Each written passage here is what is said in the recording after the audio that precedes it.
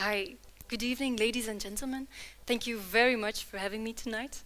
I remember when I was in the audience of a TEDx event, and there was this girl on stage, same age as me, and she was giving this amazing talk, and I thought, wow, one day I want to stand there as well. One day I want to share and inspire people just like her. Now, don't get me wrong, I never intended to give a TEDx talk, but I did intend to achieve something that was worth sharing and inspiring people. Now, for the first time, I'm standing here, and as you can see, if you really want something, you can achieve it with the right amount of willpower and focus. And that's what I'll be talking about today. Willpower and focus. Now, I'm Marie van den Broek. I'm 24 years old, and last year I founded my company, My Add-on. Now, with My Add-on, we pimp crutches and wheelchairs, not only to make them look better, but also to make them more comfortable. And that we do by designing universal add-ons that fit onto any crutch or any wheelchair. That might sound a bit complex, but when I show you my first product, you'll see it's quite simple. Now, this is the My sleeve, so just the sleeves, not the crutches. And the My sleeves, they solve the two biggest frustrations of users of crutches, which is one, the sore hands, really sore hands, and two, the falling and clumsy crutches. Now, how did I solve that?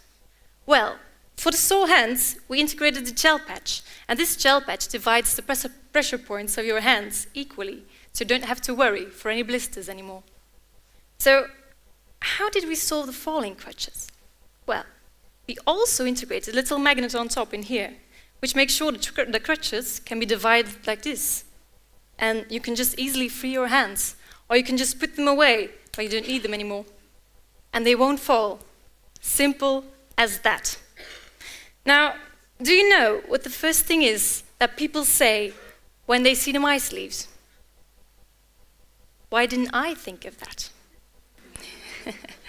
Well, I'll tell you why. When I was 9 years old, I remember me sitting at the kitchen table with my 6-year-older sister. And I was preparing my favorite lunch, which was a sandwich with some cheese, some cucumber, and a little bit of mayo.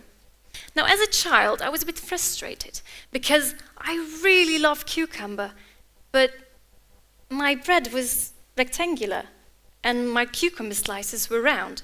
So I had many empty gaps, like this. Now, I asked myself, how can I solve that? Well, I just focused for a moment, and I took my first 2 slices and I put them on my bread like this.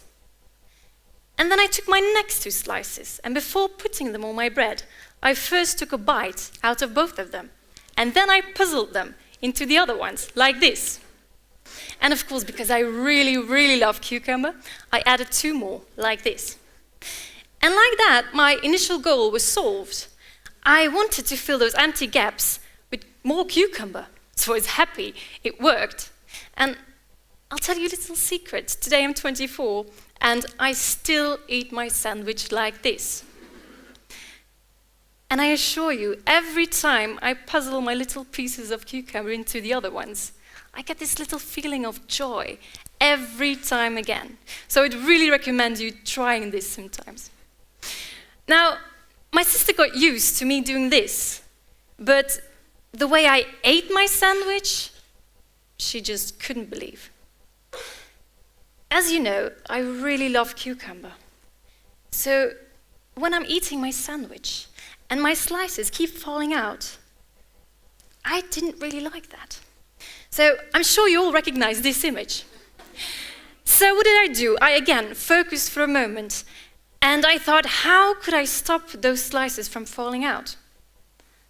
And then I had it. I just simply turned my sandwich around, like this. So for me, this was a logical way of eating.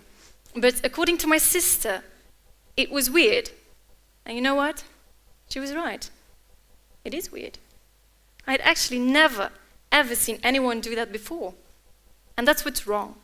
We shouldn't blindly follow what other people do. We should ask questions. Why are we doing the things that we do in the way that we do? Can't they be done in another way that might be more efficient? The answer often is yes. So why don't we think like that? Because we think in boxes.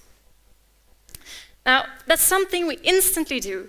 The moment we meet or even see someone, we instantly put them in certain boxes. And I'll show you.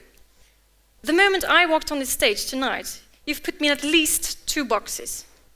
The first, female. Now, that's something we are programmed to do. We instantly decide whether someone is male or female, even though it's not relevant at all. So, why do we do that? Because if we have to describe someone, and we don't know whether he's male or female, how should we dress them? Is it a she or a he? The fact that we don't know makes us feel insecure. And that's why we do that. Now, the second box you've probably put me in is young. And some define young as energetic and motivated, creative, but others define young as unexperienced, not very wise. And depending on what definition that you gave that box, you will interpret the things that I say very differently. Now, you've put me in 2 boxes. That's all right, I won't blame you.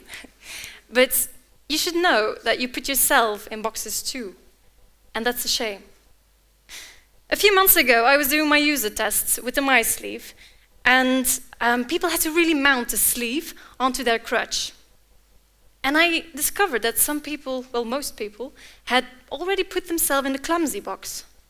So they wouldn't even try. They'd rather ask someone else to do it for them than to even try. So I said no. I encouraged them to really focus, take a moment and focus on that problem. And you know what? They could do it. You only limit yourself by putting yourself in those boxes. Just imagine what you could do if you could be any box you want, if you could build bridges to any box you want. Now, I've invented the My sleeve, but to be fair, you don't have to be an engineer to do that. We all know what a gel pad does, and we all know what a magnet does. You just have to put those things together. Anyone could do it, if you only have the willpower and focus to do it. Now, next time, when you eat your bread with cucumber, think of me. Think of how easily a little change could solve a big problem. For me, building bridges is about learning. It is about pushing your own boundaries. And you only need 2 main ingredients to do that: willpower and focus. Now, before I go, I'd like to give you a little challenge. Just pick any problem that frustrates you every day, in your kitchen, at your desk, in your house, and just focus for a moment on that problem. Do it together with your children, your partner, or even alone. Just focus. Ask yourself the right questions, and you'll see a smart solution is never far away. I am Marie, and for me, you can forget all I've said tonight.